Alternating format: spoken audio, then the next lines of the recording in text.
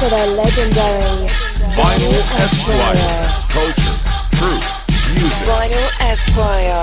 I say to you, so listen up, boy, this is what you can do. Don't ever try to come and make up with me. All I'm gonna say is go climb a tree. Vinyl I Esquire. was the best female DJ around. I could not be beat.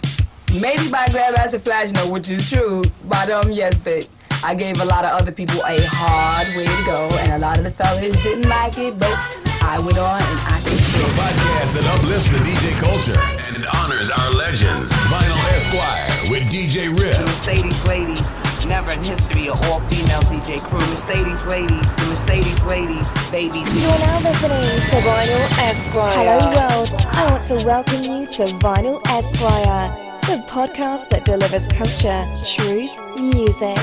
Would you join me, please, in welcoming DJ Rip?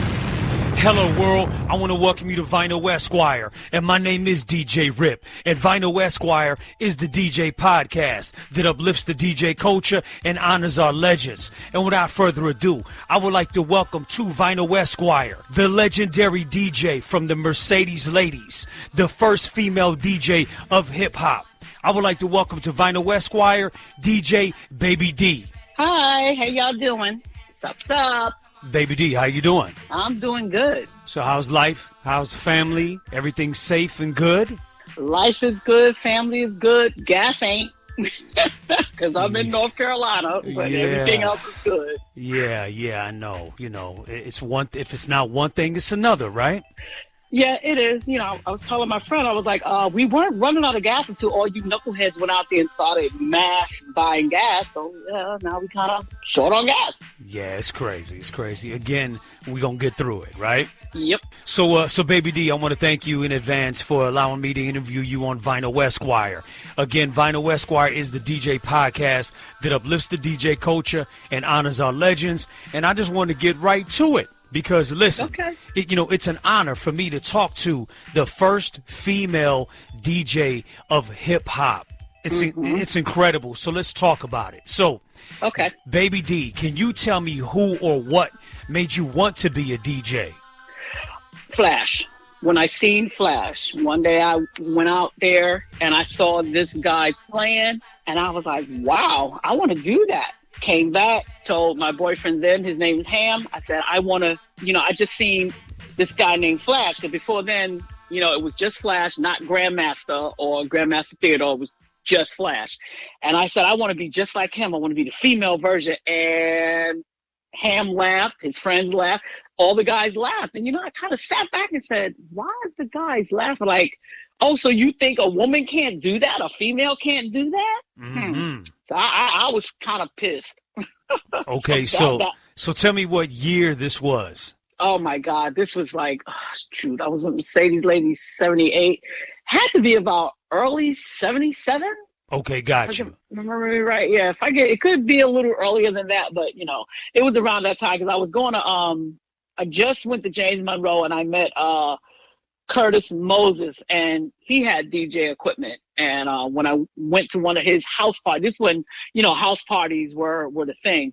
And I told him, I said, I told him the same thing. And I said, I want to learn this. And so he was like, well, here's the ones and twos. He just gave me the basics. And then I started, teaching myself and learning from there. Then it went on from there. So you said 1977. Okay, so tell me, what was your first DJ name? It was, I didn't have one. I got Baby D from my sister Vella. She was in the Black Spades, and one of her friends was getting jumped out, and I was crying. I remember looking at her, and I was crying. She was Baby D, and she said, look, I know what you want to do. Why don't you use Baby D? And I asked her why. She said, well, your name is Deborah Debbie D, so use Baby D. And I was like, okay. And from there, I just used it. From then on. Okay. All right. So now, Baby D, let's do this. So you say that you started in 77. You didn't have a DJ name, in the very beginning, but you're the first female hip hop DJ, the first female DJ from hip hop, the culture and everything. You're from the Bronx.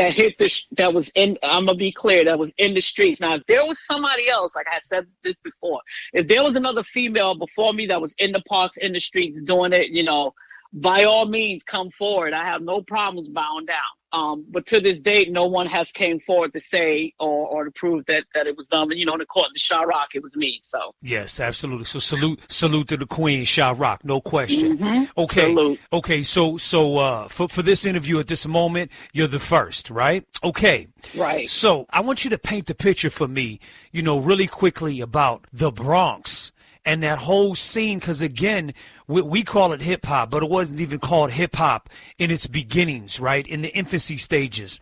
So, It was just called jams. right. So talk to me, just paint the picture a little bit of your life as a teenage girl, you know, in the 70s in the Bronx, and then you seen Flash. How did all of this Right. really truly look and come about?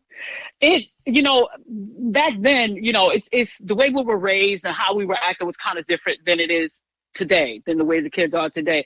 You know, I used to go outside. You know, I lived on Vice Avenue then. And, you know, I used to go outside. We had the basketball hoops or whatever, you know, and I met Ham. I called him Poochie. He was from Alabama. So that kid from Alabama, me and him, you know, we got together. And then it was my sister. And then I started hearing about, you know, house parties and music when I went to James Monroe. So that's how I met Curtis. But for Flash, you know, somebody said, come on, let's go. I want to take you somewhere. And I was like, where you want to go? He was in this park. And I was like, I can't remember what park it was. I know we walked there because I live on Vice Avenue. So you can go any direction, you're going to hit one of them jams. And I just, you know, when me and my friend went there, I looked at it and I was like, holy crap. You know, I really never heard music being played like that, honestly. And I liked it. That just resonated to me. And I said, I'm going to be the female version of that right there. Wow. Yes, sir. Okay, so, and at that time, you didn't see any other females behind those turntables playing those musics in the park, on the streets, anywhere? Not then, no. I met R.D. Smiley when I went to Mercedes Ladies. She was DJing.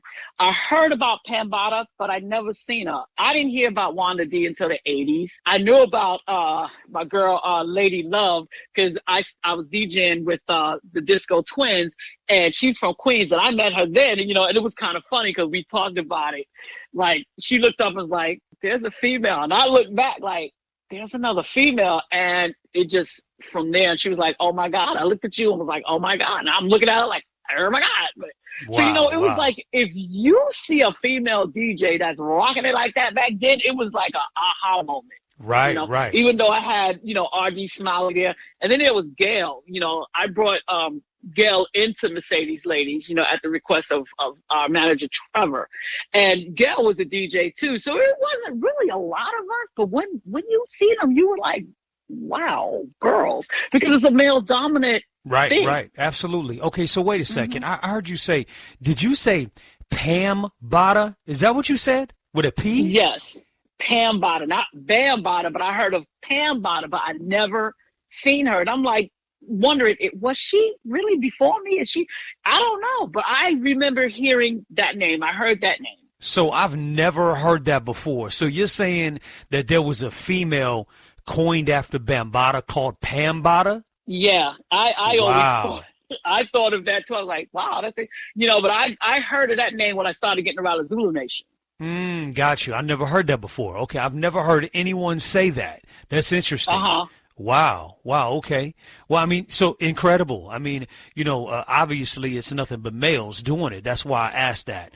So Right. talk to me about how you tried to start cultivating your style as a DJ to set yourself apart. First off, you're clearly, you know, there is no other real competition on the female side, but how did you try to set yourself apart from the male DJs? By trying to be like Theodore and Flash. That's Gotcha. the only way I can put it. Like, you know, a lot of people would say they close their eyes and listen to me, and they thought they were listening to one of them.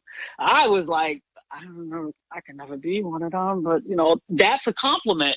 But that drive was to be like them, not to beat them, but to be like them. So when Curtis had a house party around James Monroe High School, he had a house party, and he was battling Theodore. Not Graham was at Theodore then, but it was Theodore. And you know, and it was funny because we all kids, and Theodore just wiped the streets with him, as we would say it. To this day, he still says he won, and we would be like, no, you didn't win. Right. But you know, I looked at Theodore and was like, holy crap. But just there was a distinct difference in the two, but they still were like, oh, wow, you know? And I wanted to take what I wanted to do. Got you. And plus Okay. being a female, you know. Got it. Okay, so you were influenced by Grandmaster Flash, who was then just Flash. Now, he wasn't Grandmaster yet. Okay. And then Theodore, who wasn't Grand Wizard Theodore yet. Okay. Mm-hmm. So did either of them, did you ever work with either of them? Did either of them give you pointers, teach you anything? You know? Absolutely. Yes. Okay, talk to me about that. At that same house party, MC Smiley, she was the second female MC I heard of. I heard of Sha Rock first. I heard Sha first. Then it's MC Smiley, not DJ, but MC Smiley. And so she said, look, I want to bring you over to Theodore's house. And, you know, we had a conversation there. So she took me over to Boston Road. And I met Theodore, and he had his stuff out. So I got on. He said, let me hear you. I got on. You know, it was like, you good? Yeah. You know, he was like, you're doing something. Let me show you this. And I would watch him, and I would try it. And wow. It was like the scratching and how to, you know, just real quick how to get through things. I mean, I was already quick, but he was just like honing that in. And then I believe Trevor was his cousin. And I guess a few times he came and he heard me. Then Trevor came to me and said, I'm making this group, all female DJ MC group. And I would like to have a DJ like you in the group. And that's how that started with Mercedes Ladies. Now, when I was in Mercedes Ladies, you know, we've been around Flash, did some parties with Flash, whatever. Then I started dating Flash. When that happened, he started talking to me about DJing and some different points. Like, I never used the arrow like I see, or you might see on some of the DJs back then. You'd have the arrow on the disc, and he was telling me the counts. Like, he said, go ahead and do the breaks. I would do the break. And he said, now backspin it 4 times. I never backspin. I was a needle dropper. I never backspin. So he basically showed me, you know, the backspin. So I would 1, 2, 3, 4, and it was spot on to that break. If I wanted to go back to the break, and I would go back to the break. And then I learned how to, you know, 1, 2, 3, 4, 1, 2, 3, 4, and just back and forth, back and forth. So he showed me that. And then he got me, he was the one that got me into the old school, like the Motown and stuff like that. So I started looking at DJing in a whole different way when it comes to rev up the crowd, bring the crowd down. You know, back then it was a big thing about the slow dancing and stuff like that. Right, you know, right. So he kind of, you know, he was like a wisdom type teacher. Theodore was more hands-on, do this, do that. He was more like a wisdom type teacher, you know. And then there was a time, you know, Sherry didn't mention it in her book, where we were, I think it was a Hotel Diplomat.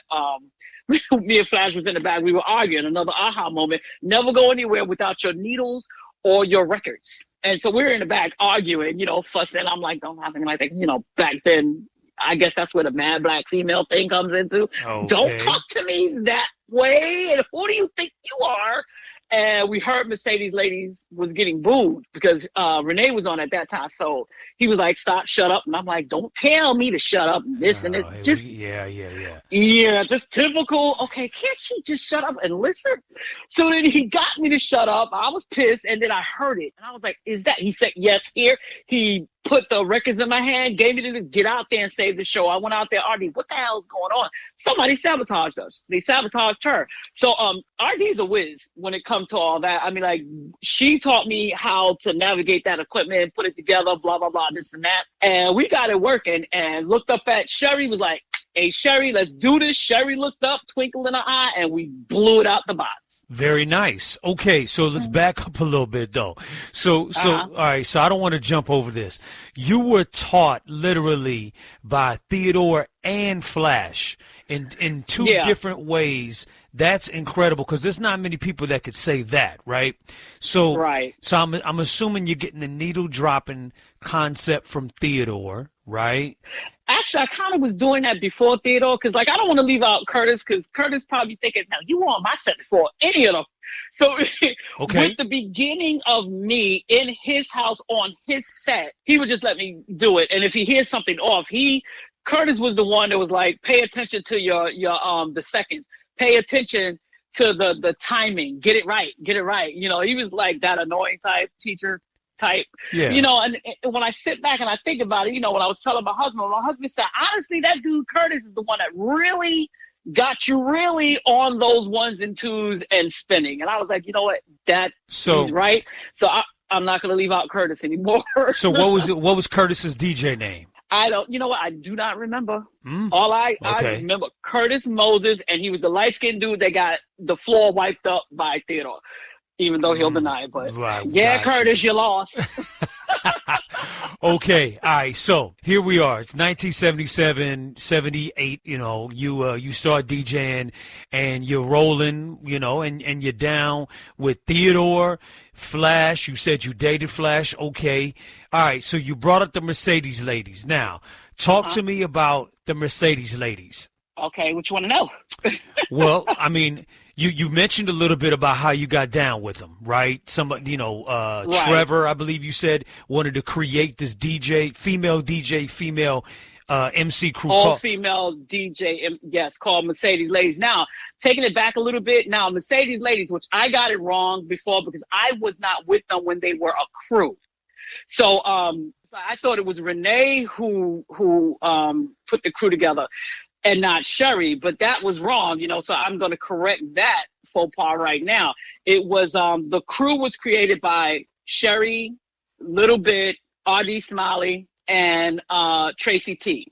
So all of them, they created the Mercedes Lady crew, and like, it was a crew of women, you know, like back then, you know, going to parties and everything, you would have the crews there, crew of girl, crew of guys, whatever, it was a crew. And then the second phase was, according to Renee, somebody said, why don't y'all DJ and MC or whatever. So I wasn't there for all that because I really can't touch bases on all that. All I know is when I was in Theodore's house, a Jamaican guy named Trevor came to me and said, look, I'm starting this all-female MC DJ group called Mercedes Ladies, and we need a DJ like you. And I was like, okay, no problem. You know, and a lot of people don't know this, but MC Smiley was in Mercedes Ladies in the beginning as well, even though it was one day, but she still was there. And so he took me across the street to his house. It was on the first floor. And that's where I met Sherry, Renee, Zena Z, and Eva Def. And Smiley was there. So I walk in, I'm looking, and I'm like, God, these girls look kind of, ooh. You know, back then it was like, who's that? What's she doing here? Blah, blah, blah. You know, kind of like that. And so I looked at them, and I heard somebody say, she better be good. So, you know, for me, you know how Capricorns is. Yeah, okay, I got you. And I got up on the turntables and I started doing my thing. And from there, it was like, yo, and we were just, it was a bunch of girls. That family dynamic right there, it just happened. Gotcha. And from there, our first DJ appearance, MC DJ appearance was in 63 Park. And I believe it was in 78. Like May, June of 78. And that was the very first appearance of the first all-female MC and DJ group. Wow. Okay. So now talk to me about what is happening around this time as the Mercedes Ladies unfolds, right? Because again, Sha Rock was already on the scene, first female MC of hip hop, right? And here comes, you know, you got all the park jams and everything is going on. What was really happening for the Mercedes Ladies as things were progressing 78, 79? Because I also want to talk about, you know, when when it goes from the parks to the records. So talk to me about Mercedes Ladies a little bit, you know, as it progressed in the scene of this new thing called hip hop. Okay, as we were progressing, Mercedes Ladies as a whole, we didn't make a record together. Now, we were out in the streets, you know, we were doing, you know, the gigs and everything, doing the Audubon, doing the T Connection, doing all that, hitting the parks, you know, and there was some places we would go to and we would rock it. We wouldn't get paid. They would, by the time it came time to pay us, it was like, oh, well, you know, we don't have it, blah, blah, blah. You know, I was like, you know, what kind of crap was that? But I liked it so much, we just kept doing it. As it was going on, you know, we got notoriety, Mercedes Ladies, you know, we had the shirts and all that. So then after a year, LaSpain came in. And so we were still doing our thing. At one point, I left for about a day or two because I was mad. And I came back in time to do the birthday party, which I think you'll see a flyer out there that says Donald D and Baby D's birthday party. And that was at the YMCA, I believe. in the Bronx. Okay. So we, just basically doing our thing, having fun, doing what the groups and everything do. So after a while, transitioning into rap records. Okay, Xena Z and Everdeath left at that point. So I call it the three phases of Mercedes Ladies: the Mercedes Lady crew, the hip hop Mercedes Ladies, the DJ MCs Mercedes Ladies, and then the third one is where two left, and then Sherry's sisters, Sty and Miss P came in, and we started. We lost Trevor, so Sherry's mother became the manager and kind of took the turn to singing. By then, I think that was like in the late '79. I want to say 80 when we heard Sequence, and then everybody started saying that they were the first, and I was like, absolutely not. They were the first females on wax, but they are not the first females in hip hop. I'm sorry. When it comes to DJ and the MC, we are the first, Right. So right. it kind of went that way, and we tried our hands at, certain things. We were supposed to do the Can redo that record, and they turned around and gave it to Allison Williams, and Donald D stepped in, and just things around that just happened. So I decided, okay, it was enough for me. I'm going to go ahead and step out of this because I didn't see that Mercedes Ladies was progressing any further into this new thing called hip hop on wax and stuff like that. So I left. Gotcha. And Okay. then I made my own song. Right. Okay. Hold on. I don't want to jump that far, that quick. Uh-huh. Okay. So hold on. All right. So let's go back. You said the Sequence, and I wanted to bring that up. Okay. So Rapper's Delight comes out. Sugar Hill 79, the Sugar Hill Gang, right? So here comes this female rap group, the Sequence, right? It's got Angie Stone in it, and Cheryl the Pearl, and another young lady, right?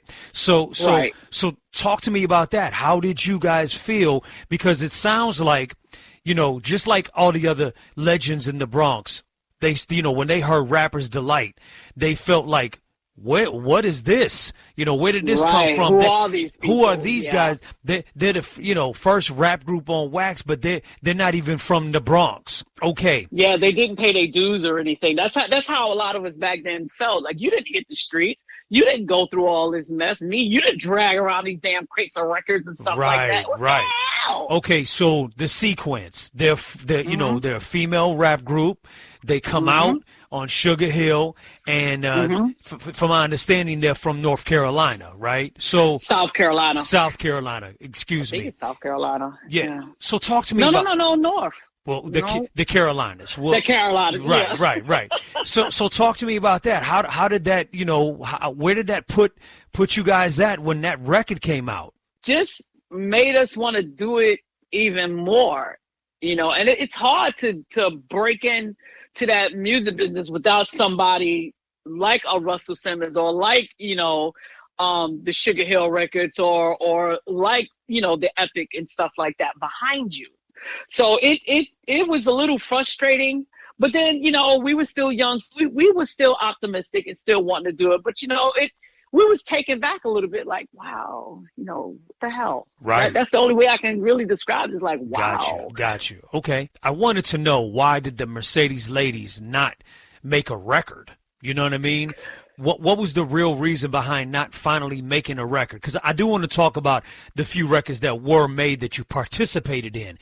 But what was the real reason why Mercedes Ladies didn't end up making a record? Like, Grandmaster Flash and the Furious Five, and, Theodore and everyone else. Basic representation, basic people who actually know what they're doing to break into that. Because, it was hard. It just was not in the cards for us to do that. Got you. Okay. Well, you guys did participate on a particular record that Donald D made, right? Called Don's Groove, right? Right. I wasn't there. They Sherry, Miss P, and Sty, and RD was on that one. Gotcha. They did the background, and I think Flash produced that one. Right, yeah. Produced by Grandmaster Flash, and I believe Hollywood wrote the rhymes, if I'm not mistaken.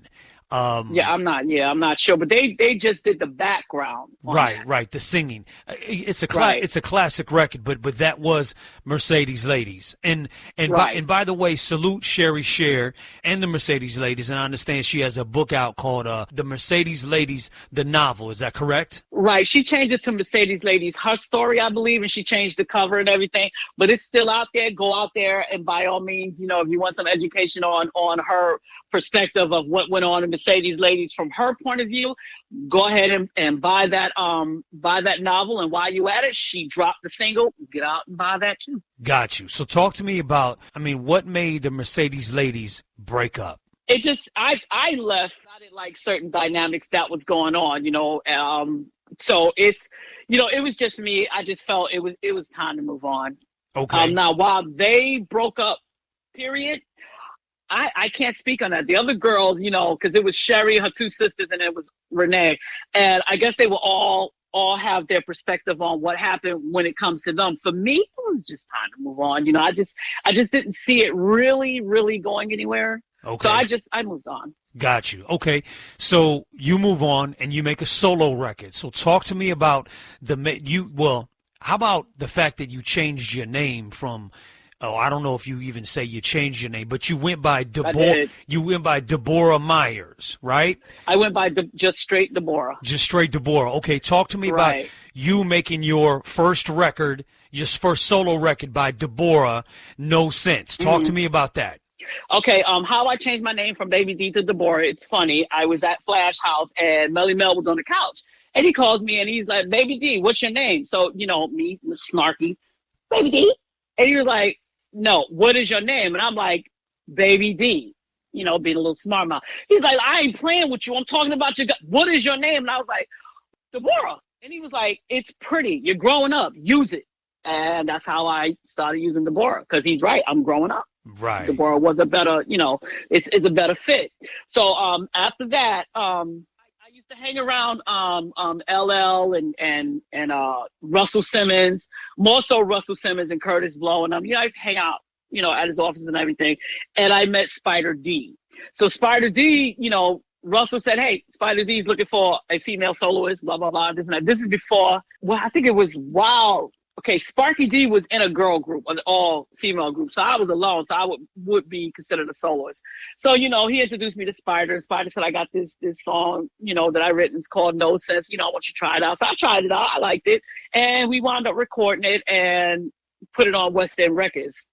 I was into it, but then I also felt this is another heartbeat song. Maybe it should be, it should be another sound or maybe scale back the heartbeat sound because we're heartbeating the world to death. And okay, I got you. Yeah. Because the Tanya Gardner record, Heartbeat, had been used already by a few other MC crews, right? Right. Got you. Right. Oh, and by the way, you said Sparky D. Was the female group she was in called the B Girls, or was it something else? I think it was something girls, not the Us Girls. Right. It was her and two other girls, I believe, and I can't remember that name for nothing. Got you. Okay, salute Sparky D. Yes, she is a powerhouse right there. Absolutely. Okay, so you said you was hanging out at Russell Simmons' office. Why? You said LL. Was this just because you knew them? Because they're from Queens, you're from the Bronx. Where's the connection at there? I just through DJing. I just knew them. Okay, got you. And especially Curtis, and through Curtis Blow. A lot of people don't know that I was DJing for Curtis Blow as well. Yeah, I didn't know that. Okay. Yeah, and Russell came to my house and was begging my mother, let me go on tour with Curtis. But my mother was like, no, she's young and blah, blah, blah. And I was so mad. And I was like, Mommy, come on. And right. Well, so would that mean that Curtis went and got Davey DMX?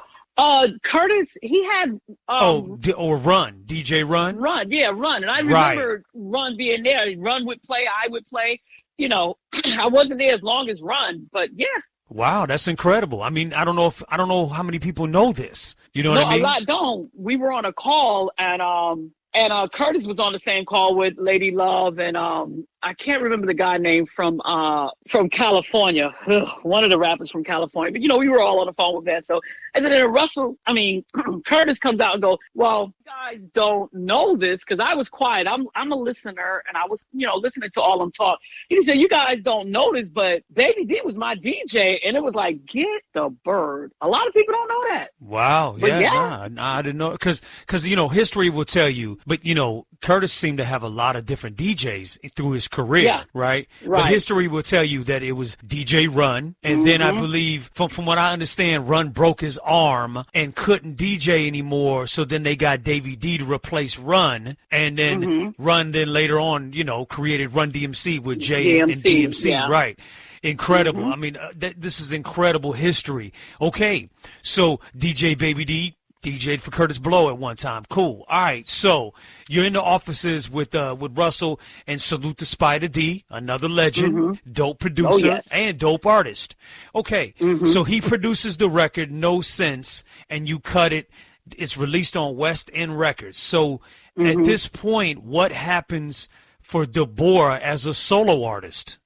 Well, I did shows on it and everything. I even did some shows for Carefree Curls.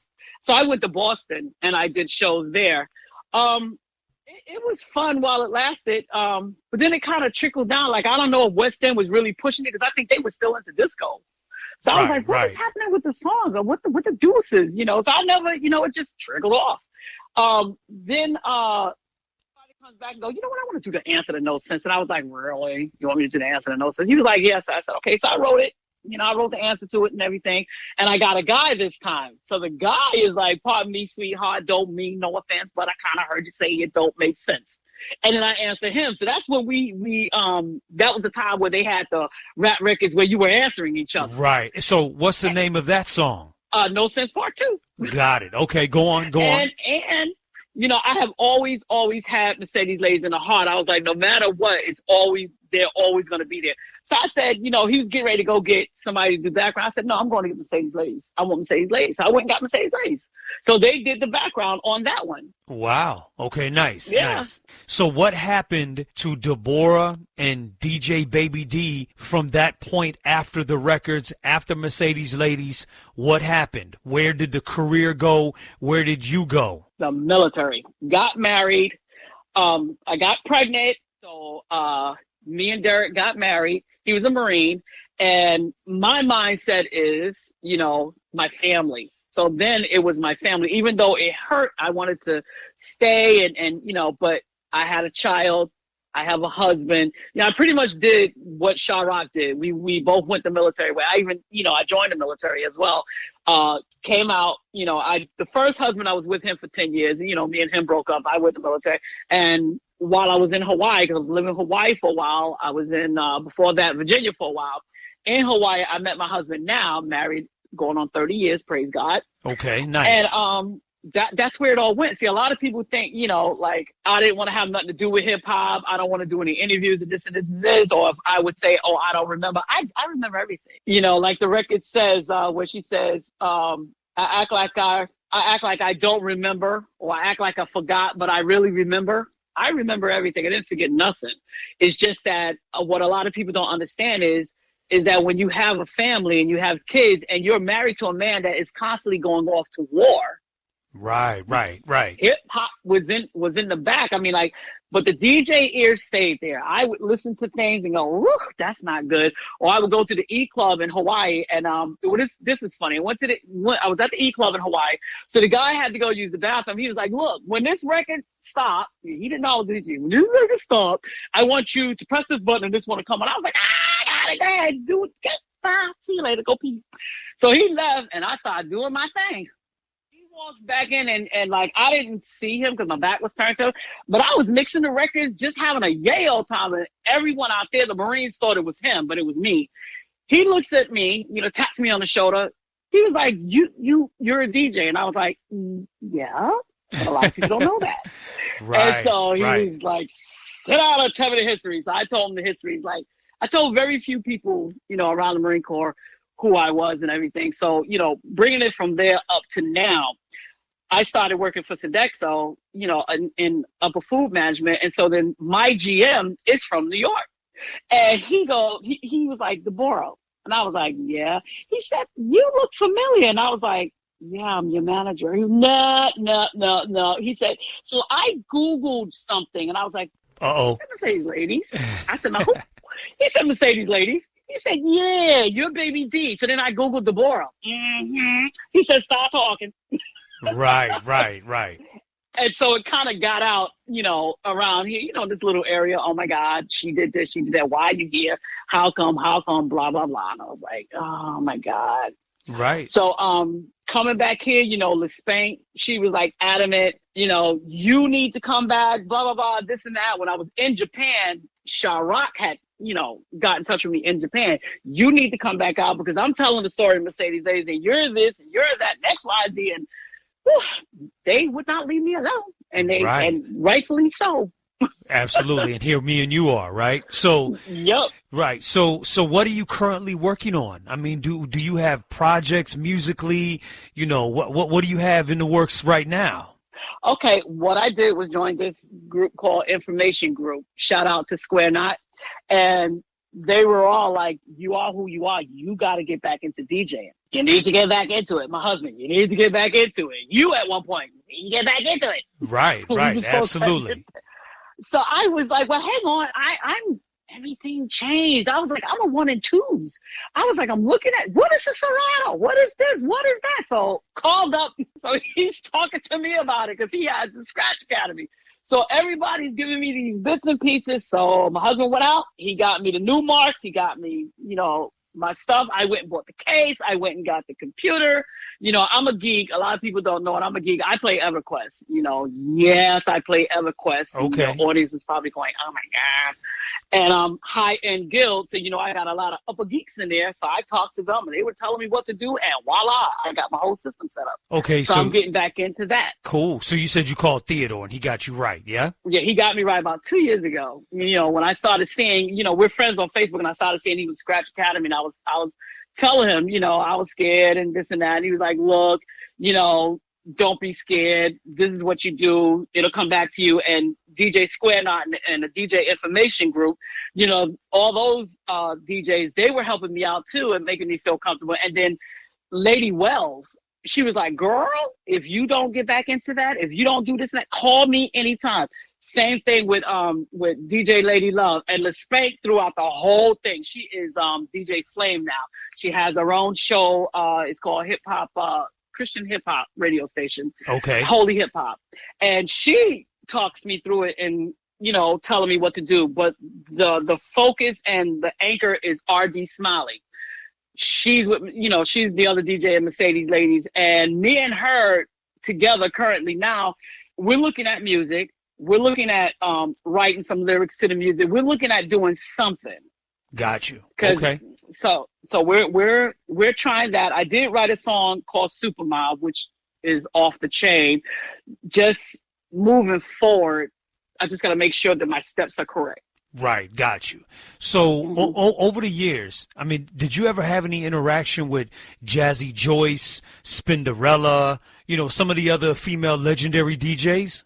I met Spinderella a long time ago, and me and her, we're friends on Facebook, so we talk now and then. If she says something, I'll say something. But the female DJs that I really like, if I call them up now, they pick up that phone. It would be Wells. It would be DJ Big Body. She's in Brooklyn. Okay. I call her my daughter, my little baby, because she's very young, so she's up and coming. But the girl, I call her an old soul, and she can mix together. She can do a party for old school and just floor it. She's very good. DJ Lady Love, I can call her, talk to her. RD Smiley. I did say Lady Wells. Yeah, those are the ones that's pretty much, that if I called, I can get them. So far as the innovators, I know of one innovator that we're kind of communicative on Facebook. I just forgot her name. It's just one. I want to really get to know some of the females that are the innovators now. They call them innovators. I still say you're a DJ, but for me, the DJing is kind of different because now, all that scratching and everything you hear, that's really the computer. You rarely see some of them actually doing it themselves. And then I'm like, how are they doing that without earphones? So this whole dynamic of the way they're doing it now is different. And, and I would tell people a DJ is a DJ, but a bona fide DJ to me, and this is just my, opinion, is that DJ that has the 2 turntables, the phase, and those records. Or you can even use the Serato, download it, but that's it. Everything else is you. You're cueing it in. You're doing this. You're putting on a show, and a good DJ know how to bring that crowd up and bring them back down, smooth them out. And you got to know your crowd. A lot of people don't know their crowd. Like I'm sitting here, I was listening to this DJ set, and I'm like, this girl is playing music that you basically would hear in Miami. And it's like, fast or whatever, but her audience was more old school. So they weren't really getting into it because you weren't really playing the music that moves them. So I would always say DJs know who the hell you're playing for. Right. Absolutely. Absolutely. I mean, and I agree with everything that you said. I mean, so with progression, technology, and the growth of the DJ culture, you being credited as the first female DJ in hip hop, how do you feel about, ladies, the female DJ, and just the progression of, of everything with technology, and the growth of the DJ culture? How do you feel about it? I like it. I go with the flow. I always say the times are moving on. It's just like from Motown, it went to a different type of R&B. So it's sort of like that. My only thing is some of the girls that I see out there on TV or whatever, I'm like, I wish they would keep their clothes on. For me, it seems like in this culture, in today's society, in order for a girl to get recognized, she got to have her boobs and butt hanging out. Like, why? Why can't she be recognized for the music she play and how she plays? Right.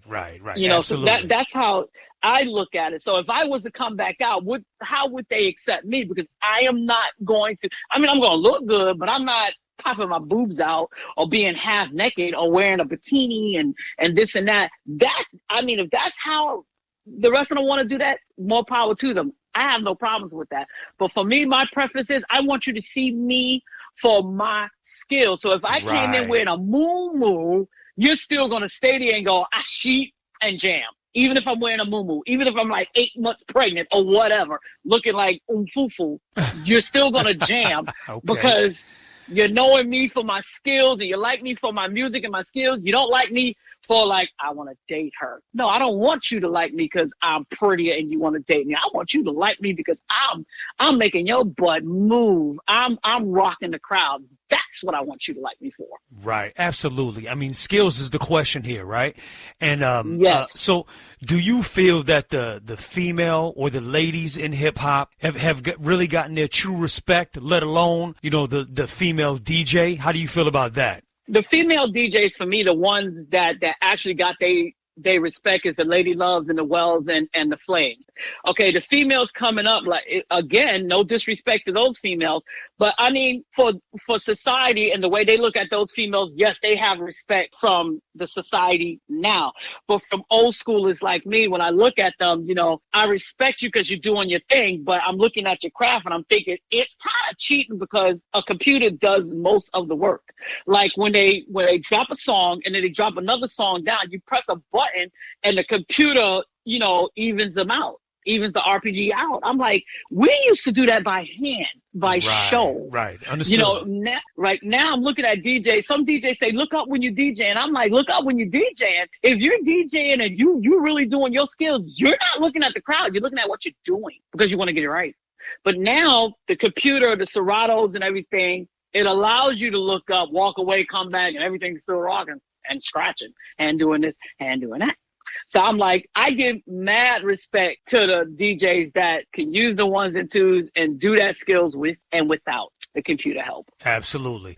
Do you still have, I know you may not be playing the records, but do you still have any of the records that you were buying in the 70s, those original breaks? Do you have any of that collection? Oh, Curtis, man, I got. See, it's good to stay friends with people. Curtis Moses, I when I came back from Japan, I was telling him what was going on. He said, get a thumb drive. Matter of fact, don't get a thumb drive. Give me your address. And he sent me a thumb drive of all the breaks. That there was one that I didn't have. And I'm like, what was it? And I remember we used to say, I like to make it right. Right, and right. I was like, what the hell? So, no Flash is busy, but I said, I'm going to take a damn chance. Messaged him, because, we're friends on Facebook. Right. Messaged him, hey, it's Baby D. I got a question, and was floored. He answered. And then what do you need? And I told him what it was. He said, oh, that was my secret weapon. And then I remember that was his secret weapon back then before everybody else started playing it. And he told me what it was, and I got it. Right, absolutely. So, so it feels good that I can reach out to Theodore or reach out to Wells or reach out to the DJ information group, reach out to these people and say, look, I need this. How do I do that? And they give me the information. Some DJs are so guarded. Back then, we were guarded with our beats. Like, Bam had stuff I'd never heard, but it was rocking. Flash would have stuff I'd never heard. Like some of the slow songs, I was like, you know what? I really want to see what that is. But you could never look over his shoulder. Now it's like, everybody, it's like a family, but not a family, like a distant family thing. If you get them, and they'll help you if they can. And that's what I love about it now. So if I'm missing something and I remember, the beat of it, I'm going to somebody, I'm going to be like, this is what it sounds like. And if they remember it, they're going to tell me what it is and I'm going to get it. Absolutely. Well, it's a beautiful thing that you're still DJing and you're still into it and you still got that passion for the music and those turntables all these years. So, right. Baby D, again, I mean, the first female DJ in hip hop. That's incredible. Can you give me one classic Mercedes Ladies, DJ Baby D, or hip hop story that somebody might not know about you? Just something classic that may have happened, in your past. With Mercedes Ladies? It could either be Mercedes Ladies, it could be just you. Either way, I mean, you're DJ Baby D of Mercedes Ladies, first female DJ of hip hop. Give me just one classic story. Well, I have two. One when we went to sing, and the most classic for me is when we were at the Diplomat and we were Sabotage, and I was arguing with Flash, and he gave me the records. He said, "Save the show." And I went out there, I talked to RD, and I got on them turntables and tore it up. And I mean, I had no shoes on or anything. And Zena Z and Everdef was and Sherry was just rocking it. I mean, like, Sherry just blew it out the box. And that was just phenomenal. The second thing was, a lot of people don't know that Mercedes Ladies with Miss P and Sty, we did a show with Levert. And so, he came on stage when he was singing, he pulled me up and he started singing. And then I started singing. He put the mic to my lips and we just started singing, and it was just so, just phenomenal, just phenomenal. And just there's so many stories that are phenomenal. Like when we were going to Danceteria, did a show in Danceteria when I did No Sense Part 2, had so much fun, I know there was one time, I don't know how many people remember the round table with Sherry. She came to me. She said, "Do you have a job?" Yeah, I said, "No." So she brought me to the round table, and Allison Williams sung there. And there was another band. They were the band for Evelyn Champagne King. And I mean, loved the way they sung. So it was me and Sherry behind the bar. So the guy that was singing said, "I want to bring this young lady up because I want to hear how she sang."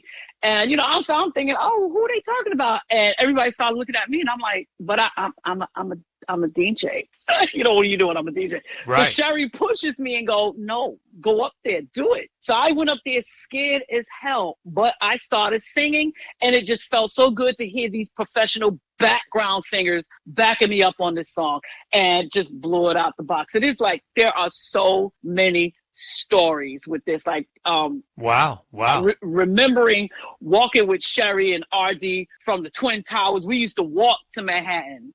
Can't do that now. right at night, in the middle of the night, we used to walk down there, and it's just so much. If I could relive my days with Mercedes Ladies, with Sherry, with Renee, with Flame, with them, I would, because we had so much fun. Wow. So, that's why I asked that question, because I know it was just surreal on, what was going on, and you're living it, right? So it's just incredible to hear, what was happening in the Bronx at that time. So you're an all-female group, Mercedes Ladies. How did the fellas, now I'm assuming they either hated you or they all wanted to date you or get with you, but how did the fellas, the MC crews, get with you? Some of them, like me and the Buck Starsky, Jess, was oil and water. And to this day, I still don't know why. But before he died, we spoke on the phone. We talked a lot on the phone before he passed away. And I'm thinking, when we were young, we hated each other. What the hell's going on? But I guess, progression, as you get older, things change and everything. I always thought he was phenomenon. I got on the turntables at the Fever, and sometimes the guys would look, like a female. Or when we walk in, it's like an all-female crew. Let's see what they're going to do. I'm telling you, we will put our equipment up, break it down. We used to carry it. Trevor was like, you're an all-female crew. Because I turned around the first day and said, okay, so who carrying this equipment and stuff? Where are the guys? He was like, guys, you it. I'm like, excuse me, pardon me, what did you just say? And, we had to carry all our stuff around the corner to 63 Park. And I had to climb the fence because for some reason, I always drew the short straw. So it was like, baby D, go ahead, it's you. Wow, and I'm like, oh my God. So I would climb up there, climb down, plug it in, and the guys are standing there looking. You can hear some snickering like, yeah, what they gonna do and this and this and this. But when we got on, that was a whole different story. Like, we had to gain our respect because it was such a male's world. Right, absolutely. And then knowing Grandmaster Flash and the Furious Five, for me that was intimidating. Me and to this day, me and Raheem are good friends. People thought we dated, we didn't. We were just good friends, and he would call me heavy duty with a big booty. I'm like, okay, right, and he still says that to this day. Yeah, that sounds like Raheem. That's my brother. I used to stay with Raheem. I know them all very well. That's very interesting. Yes. Yeah, absolutely. Yeah. So Baby D, listen, how can our listeners continue to follow you? Well, I'm on Facebook. I'm on Instagram, but because sometimes I don't talk. I would look at what somebody else says, and if I agree with it, I would go ahead and repost it. I repost, like, if you got something coming up and I see it, I repost it. Being if the algorithm let yours get through that I can see it. I don't know what the hell Facebook is doing, but I support all the other DJs and MCs. So if you want to know something, if something's coming up, take a peek at my page because I might have it up there. Right. Absolutely. Okay, wonderful. So, Baby D, it was a pleasure to interview you for Vinyl Esquire.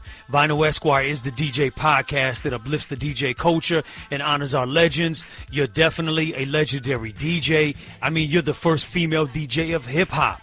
So, I mean, it's incredible, and I just want to thank you, okay? You're welcome. So, you're very much welcome. So you've been listening to the legendary DJ Baby D from Mercedes Ladies, the first female DJ of hip-hop. Yeah, that's it. Peace out, and thank you for listening. Hello world, I want to welcome you to Vinyl Esquire, the podcast that delivers culture, truth, music.